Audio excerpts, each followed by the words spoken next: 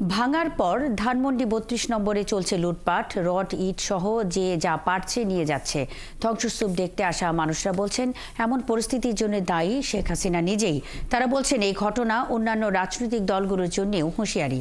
বিস্তারিত জানাচ্ছেন মাইনুল মারুফ। কেউ কাটছেন রড, কেউ ভাঙছেন ইট পাথরের ধসে পড়া দেয়াল, আর কারো কারো চোখ যেন খুঁজে ফিরছে কোনো অজানা রত্নের। ধসে দেয়া ধানমন্ডি ৩২ নম্বরের বঙ্গবন্ধু শেখ মুজিবুর রহমান স্মৃতি জাদুঘরের বর্তমান পরিস্থিতি এমনই। ভবনের এই পরিণতির জন্য তো তারা নিজেরা দায়ী। এটা হচ্ছে অভিশাপ, মানে পাপ কখনো বাপকেও ছাড়ে না, এটার একটা প্রমাণ। গত বুধবার শেখ হাসিনার অনলাইনে ভাষণের প্রতিবাদে দেশব্যাপী বিক্ষুব্ধ ছাত্র জনতা ঘোষণা দেয় বুলডোজার কর্মসূচির। এ সময় ধসিয়ে দেওয়া হয় শেখ মুজিবুর রহমানের বাড়িটি।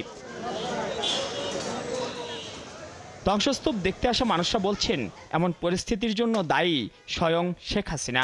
আমরা চাই শেখ হাসিনার উপযুক্ত বিচার হোক। তারা রাজনীতিতে আবার সক্রিয় হওয়ার চেষ্টা করছে, তার পরিণতিতে জনগণ বিক্ষুব্ধ হয়ে এই হামলাটা চালাইছে। এই 17 বছর মানুষকে যে নির্যাতন করছে এটার মানে আর কি এই ফ্যাসিজমের শেষ দেখে ছাড়বো ইনশাআল্লাহ। বিক্ষুব্ধ জনতা বলছেন গণহত্যা আর দুঃশাসনের পরও নির্বিকার আওয়ামী লীগ।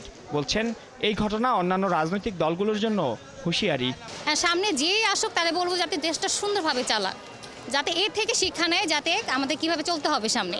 জনগণের জন্য সরকার হয়, আগামী নতুন বাংলাদেশ হয়, আমি এই প্রত্যাশাই কামনা করছি। আপনারা এইসব বিপ্লব থেকে শিক্ষা গ্রহণ করেন, সামনে যাতে আগামীতে কোনো মানুষ রক্ত না দিতে হয়। এদিন ধ্বংসস্তূপের রড কাটতে গিয়ে উপর থেকে পড়ে আহত হন একজন। মাইনুল মারুফ, ৭১, ঢাকা।